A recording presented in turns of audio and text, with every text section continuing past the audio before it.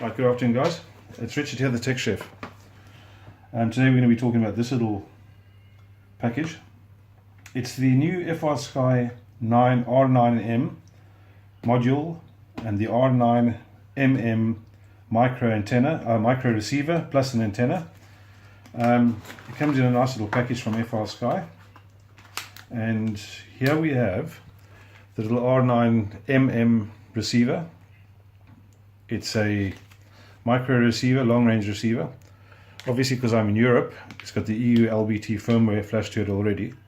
At the time of recording this, there is a new firmware that can be flashed onto this module, which takes us from 25 milliwatt and gives us a full power at 100 milliwatt on the 833 megahertz band. We can't unfortunately use 900 megahertz here in the UK because our cell frequency is also 900 megahertz, which would be unfortunate if we were flying around and got all the interference from all the local cell towers.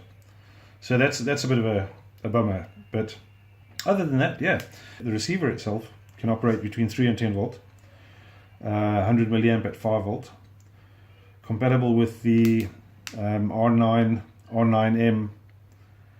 and it says they're firmware upgradable, which we now know. So yeah, it's going to be interesting. We'll have a look at that in the next video, I guess, when I start to actually configure and set up this module for long range. I think in the meantime I'm going to use this for a nano talon, and I'll set it up on the nano talon just so that we can see what it looks like on a aeroplane as opposed to a quadcopter. It's not going to really make much difference, but I'd like to do a comparison with this FRSky module versus the TBS Crossfire, and then we'll have a look what the range differences are and if there's any major differences that we can see, other than obviously the ability to go to, I think, 2 watt on the full size TBS, and I think it's 250 milliwatt on TBS micro bundle. So obviously the instructional manual, it's an instructional manual. There's going to be some stuff on here that we'll talk about when we get to actually configuring it, but there's nothing in the manual that we really need to cover in an unboxing, I guess.